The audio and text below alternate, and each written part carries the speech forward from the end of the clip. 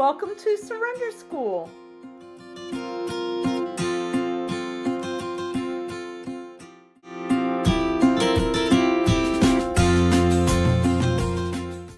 Okay, so this is Supercharge 3.0, Getting Freer. And once again, it used to be called Living Free. And then I learned that there is no such thing as constant freedom. That's a lesson I've learned here recently. So now I'm on board. It is getting freer. I am freer. I'm free most of the time. And I recognize when I'm not, which is, for me at least, huge growth. The mission statement of Surrender School is at Surrender School, we recover.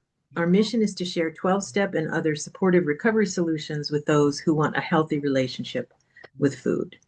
We are not an official 12-step meeting, but we do try to adhere to the spirit of the traditions because most of us are 12-steppers. I think if you add it all up, it's over 100 years, hundreds of years, if you include all of us, of 12-step experience. All right. Let's take a moment to feel your breath going in and out. Feel your feet on the floor. Be as present as you can be today as we study step 2 by type. Now let's say the Surrender School version of the set aside prayer together. God, help me to set aside everything I think I know to leave space for what I have yet to learn. All right. So I want to talk real quick about the way that we do this, and I have it set up so that every other week mimics it's like alternate weeks, odd and even. They mimic each other because when people get used to a cadence, it works. It's good. So we begin by doing talk this week, which is the when we've studied part Supercharge 1.0 for that step, and then we come in here. And in the breakout room, we talk about freedom from, and in the home room, we talk about freedom to.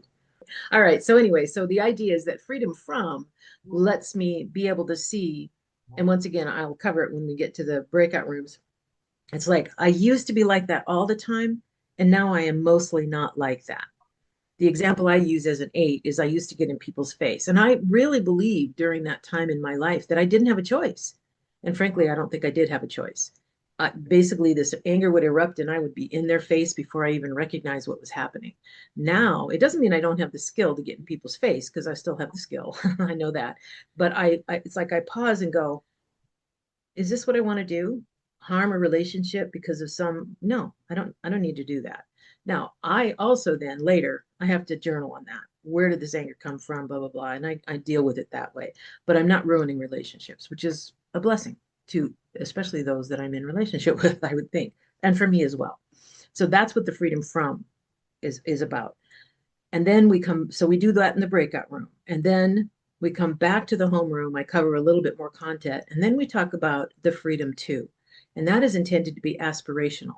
Okay, so now that I'm not behaving like that, what am I free to do? What am I free to become? Right? And in the big book, it talks about what would God have me be? That's what this is about. That's what the 2 is about. Right? And those 2 things together give me a freer life than I have without them. Okay, so I'm going to start talking about freedom from. And once again, you'll notice this as you go through. This is the reason we were initially not going to record and then decided to record. I'm covering stuff that's from the website. It is directly from the website. What does step 2 get? What freedoms does step 2 give to each of the types? Right? And the reason that we are recording it is because you don't look at all the different types. You only look at your own. So this gives you an opportunity to see what basically is the freedom for the different types. And every time you see something about a different type, especially the types of people that are in your life, your husband, your children, your grandchildren, your best friend, whatever, it gives you a chance to go, oh, I see the way that they look at it, which means you have an opportunity for compassion toward that person. And that's really why we're doing this and why we're continuing to record this. So I'm going to start with type 1. So this is type 1. This is step 2. What freedoms do step 2 give to the type 1? For the 1, freedom from the conviction that you alone must engineer your own sanity, Freedom from believing a perfect food plan is proof of your worth. Freedom from resentment toward yourself when discipline inevitably falls short, which it always does. Freedom from the fear that needing outside help means you are defective. And freedom from treating self-improvement as a moral obligation rather than an invitation. For the two, type 2, step 2, freedom. Freedom from the belief that love has to be earned through usefulness. Freedom from managing other people's feelings as a substitute for managing your own.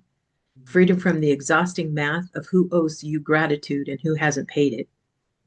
Freedom from treating your own sanity as something you can fix by fixing everyone else. And freedom from food as a stand-in for the reassurance you keep trying to generate yourself.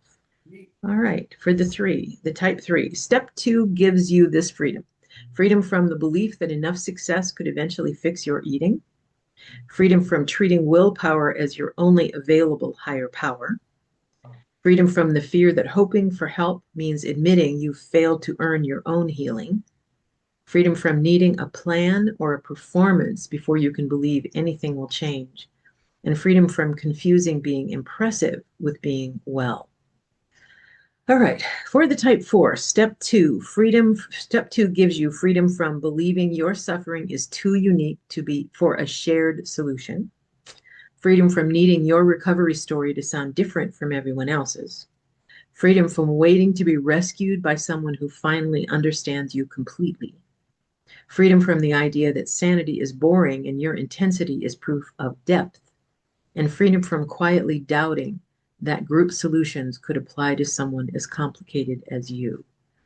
I want to talk for a second about this. So Edie, a few minutes ago, we were talking about how 3.0 to me ties to 1.0, but coming in fresh, if you hadn't read 1.0, this seems almost mean. It's like, oh, right, it just hits you. But once you read 1.0 and realize, okay, right, I just think it's more pragmatic, I'll say that. And then this one says, okay, now that you know yourself a little bit better, let me see if any of this resonates with you, right? So, and I don't think this is mean, but it is tougher certainly than 1.0 was, and probably than 2.0 it was as well. So anyway, but I think if any of these hit, that's really a good thing. And this is what you're going to be reading when you do the homework for next week.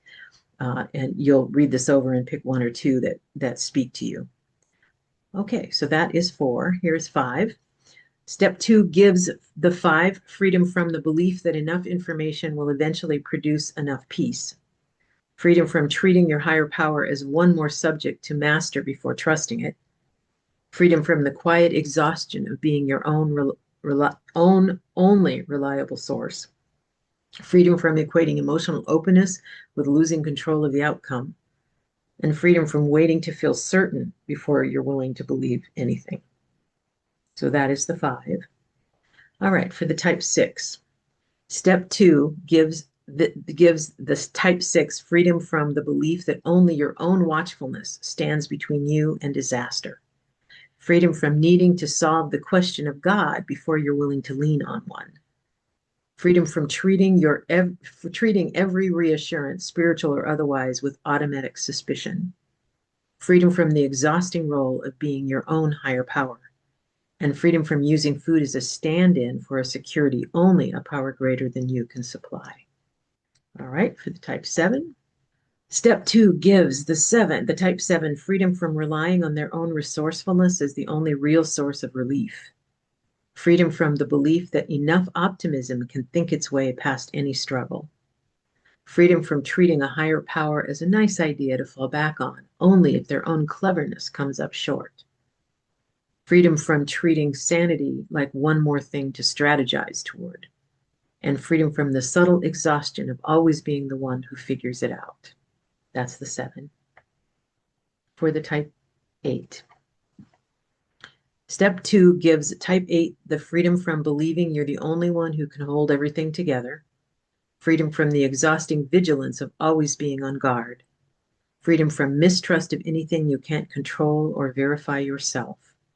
Freedom from confusing being cared for with being managed. And freedom from carrying every outcome alone. And finally, for the 9, step 2 gives type 9 freedom from the belief that food or appeasement can restore inner order. Freedom from needing everyone else calm before they can feel sane. Freedom from the habit of borrowing beliefs rather than forming their own. Freedom from waiting passively for insanity to just resolve itself. And freedom from doubting that their own restoration is worth pursuing. So this, once again, is out on the website, and obviously you'll read it for your type. I swear I could journal for hours on each of those statements for me. All right, so we're going to do 20-minute breakout rooms. And once again, the step, I show you this to kind of just to trigger your mind in the direction of freedom from. But what we're doing here is in the breakout room, if you can, do it on the freedom from. And that sounds like I used to be like this all the time. Now I'm not like that at all. That's what the freedom from. I'm free from not getting in people's face. I'm free from refusing to take any kind of guidance, right? I'm free from that most of the time. Not all the time, but most of the time. And that's what we want to share in the breakout rooms. We did freedom from, although we didn't do a breakout room today. Thank you, everybody who shared. I appreciate that. And now we're going to be talking about freedom 2. So this is the aspirational piece that says, okay, I'm working on that. And those are lessening in me, right? I'm aware of some of the things that jump up. So what does that allow me to become? That's really what the freedom 2 is about. So I'm going to read these. All right. So the freedom 2. So step 2 gives type 1 the freedom to have a quiet hope that restoration doesn't depend on your supervision. The freedom to have curiosity about grace instead of another self-correction plan. Freedom to give yourself permission to receive help without it costing you your integrity. Freedom to have a widening sense that you were never meant to fix this alone. And the freedom to have relief in imagining a power more patient than your inner auditor. And I mean, so when I look at this, I go, there should be almost a sigh of relief when a 1 realizes that they have a greater power. And actually, as I go through all of these and I'm reading them, I think, oh, wouldn't that be nice? And it is nice. It is nice, right? Okay, so that is the freedom 2 for the 1.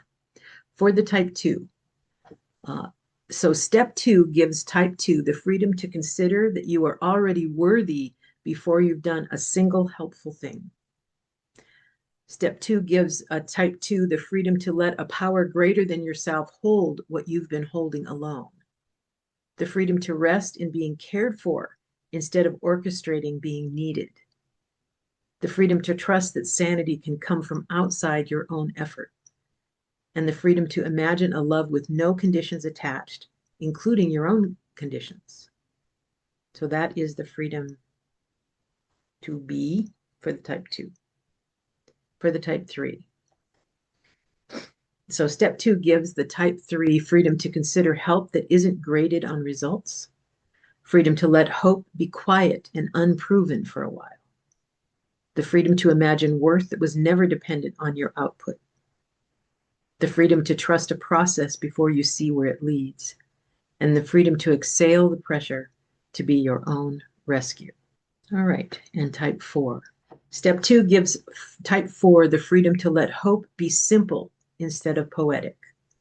The freedom to belong in a room full of people without needing to stand out in it. The freedom to trust a power that restores balance, not just meaning. The freedom to discover that ordinary sanity can hold an extraordinary feeling, and the freedom to rest briefly from the work of being interesting. All right, for type 5. Step 2 gives type 5 freedom to let I don't know yet be a resting place instead of a failure. Step 2 gives freedom to the type 5, gives freedom to imagine restoration as something received, not researched. Freedom to feel curious about a power greater than yourself instead of wary of it. Freedom to trust a process you haven't fully analyzed. And finally, freedom to experience the relief of not having to be the smartest one in the room with God. All right, type 6. So step 2 gives type 6 freedom to test drive trust in small, low stakes moments before betting everything on it. The freedom to let sanity be something restored to you, not something you engineer. The freedom to question honestly without letting that questioning become a wall. The freedom to imagine safety as relational instead of self-manufactured. And the freedom to notice the difference between healthy discernment and fear dressed up as caution. And for the type 7, step 2 gives type 7 freedom to let a power greater than their own cleverness carry what's too heavy. Freedom to rest in not having to generate the solution this time. Freedom to discover that being helped doesn't mean being limited. Freedom to feel real relief instead of manufactured optimism. That ties back to what Tanya was talking about. And the freedom to begin trusting a source of hope outside their own head. And for the type 8, step 2 gives type 8 freedom to let a strength greater than yourself hold what you've been gripping. Freedom to rest without treating rest as a risk. Freedom to trust support without seeing it as control. Freedom to set something down and discover the world still holds. And freedom to believe safety can come from somewhere other than your own vigilance. And for the type 9, freedom to consider that sanity might come from something they don't have to manage. This gives the type 9. Step 2 gives the type 9 freedom to trust a source of order outside their own appeasement strategies. Freedom to imagine peace that doesn't depend on everyone else's approval. Freedom to begin forming a belief that is genuinely their own. And finally, a freedom to feel hope stir instead of the usual settling for less. All right, I am going to tell the homework right now is for you to journal on getting freer, which is 3.0 for step 2. So once again, find your type, go to step 2. You've read through 1.0. Below that in the website is the 3.0, getting freer. Your homework, once again, you're going to journal on the things that I read here, the freedom from and freedom to. And just go ahead and look at your type and go through that. And once again, there's been quite a few shares. I'm thinking this is at least when I look at it, what I think is those things that hit you here, right? Now you're going to sit down, you're going to journal on it, and you're going to bring even deeper perspectives next week. That's really what the goal is now you get a chance to think about it and think about examples of when you were like that and so forth.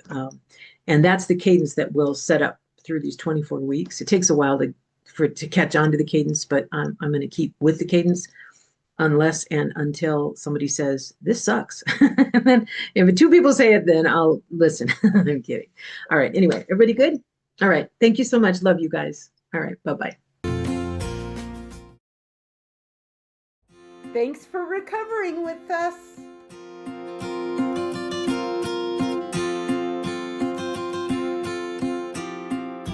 Thanks for recovering with us.